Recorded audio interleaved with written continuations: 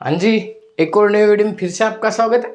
तो आज के इस लेक्चर में हम पढ़ेंगे कि किसी विद्युत द्विध्रुव के कारण उसके निरक्षीय स्थिति पर विद्युत क्षेत्र की तीव्रता कैसे अपन निकालते हैं। सबसे पहले अपन देखते हैं कि निरक्षीय स्थिति होती क्या है। मान लो ये रहा एक विद्युत द्विध्रुव, ये प्लस क्यू आवेश है, ठीक है, और ये रहा आपके माइनस क्यू आवेश। ये आ गया विद्युत द्विध्रुव, ये इसका बिंदु हो गया मूल केंद्र बिंदु O, ठीक है, और ये पूरी दूरी जो होती है 2a है, आपको पता ही है, ठीक है। अब निरक्षीय स्थिति क्या होती है समझना। विद्युत द्विध्रुव के केंद्र से लंबवत जो लाइन जाती है उसको निरक्षीय रेखा कहते हैं। विद्युत द्विध्रुव के केंद्र से लंबवत जो लाइन जाती है उसको निरक्षीय रेखा कहते हैं। आप नीचे भी खींच सकते हो, ऐसी कोई दिक्कत वाली बात नहीं है। अब निरक्षीय रेखा पर कोई कहीं पे भी एक बिंदु ले लेता हूं मैं, ये ले लिया मैंने एक बिंदु P।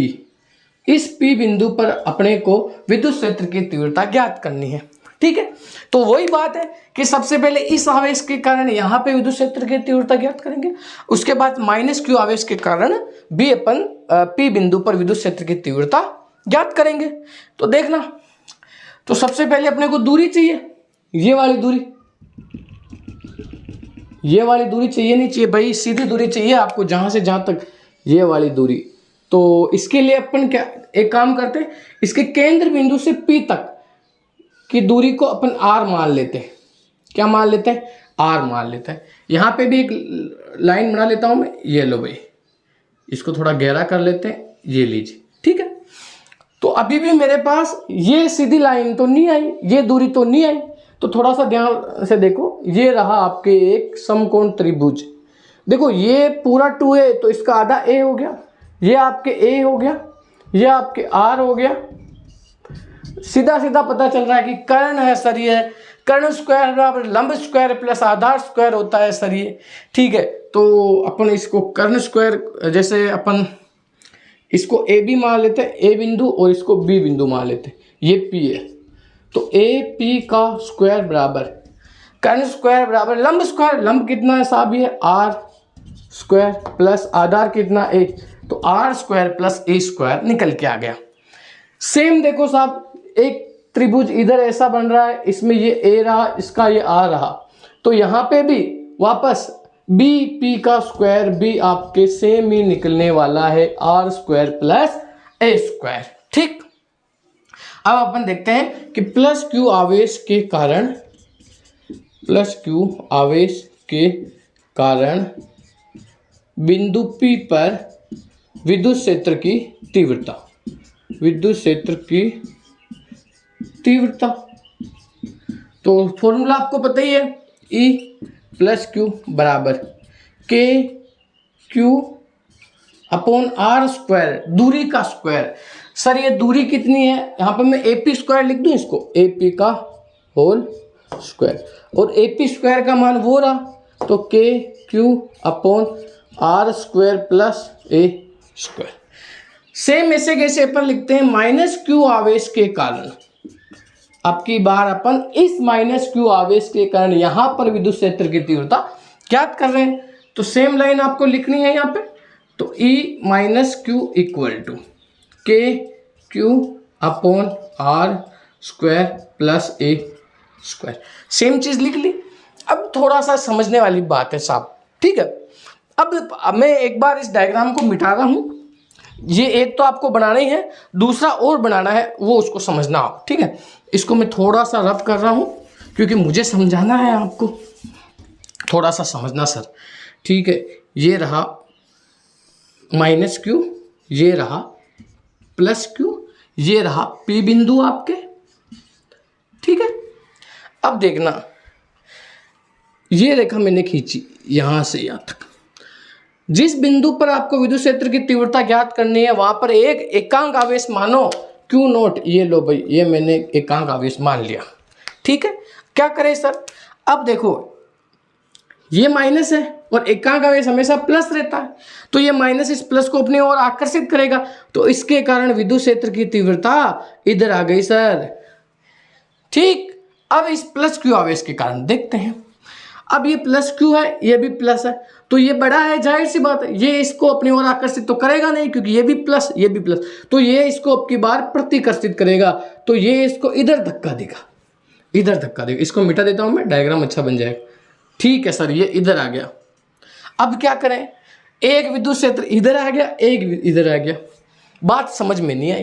तो हमेशा अपन, ये E माइनस क्यू है तो यहाँ पे E माइनस क्यू लिख लेता हूँ, ये E प्लस क्यू के कारण है इसलिए यहाँ E प्लस क्यू लिख लेते हैं।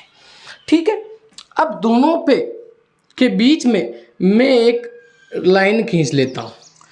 ठीक है, अब अपन इन विद्युत क्षेत्रों को घटकों में विभाजित कर रहे हैं। ठीक है, तो ये E प्लस क्यू का कोस घटक यहाँ आएगा इधर इस लाइन पे, तो E plus Q cos theta इसको लिख लो सर।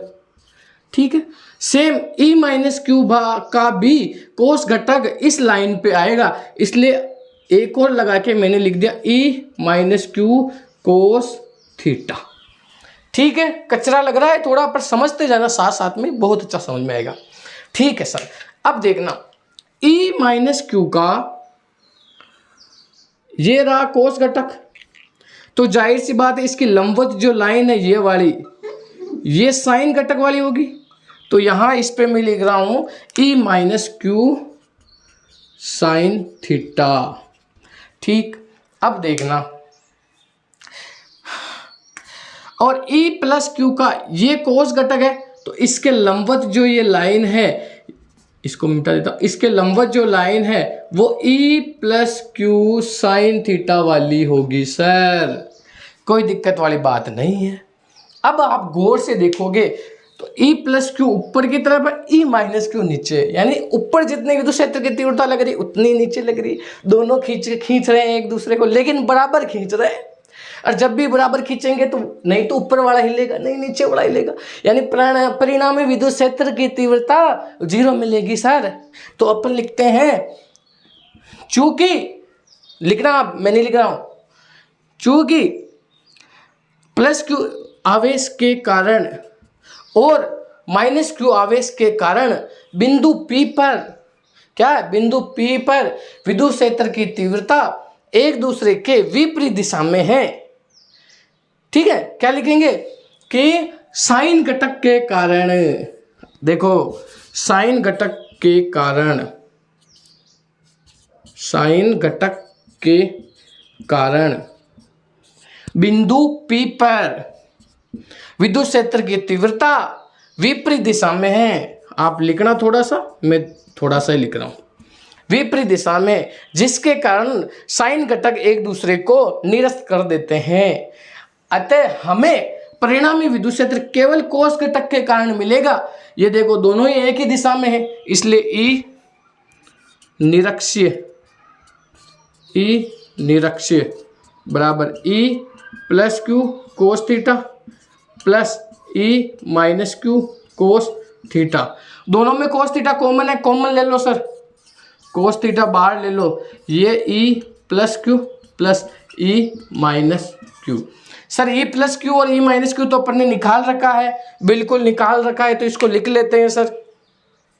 ठीक है, ये लो भाई लिख लेते हैं, बिल्कुल सही बात है। तो E निरक्षीय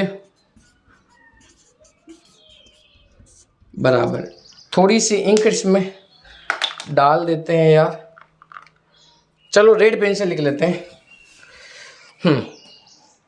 देखो वैसे मैं एक स्टेप खा रहा हूँ, आप यहाँ पे E प्लस क्यू का मान रखना, यहाँ पे E माइनस क्यू का मान रखना, लेकिन मुझे पहले ही दिख रहा है कि दोनों ही सेम है। देखो दोनों ही सेम है, जब दो चीज़ें सेम होती है तो उसको डबल करके लिख लेते हैं ना, तो मैं सीधा ही लिख रहा हूँ। देखो कोस थीटा तो लिख लिया सीधा, कोस थीटा, पेन दिक्कत करा है, कोई दिक्कत नहीं, मैं आपको कराऊंगा फिर भी।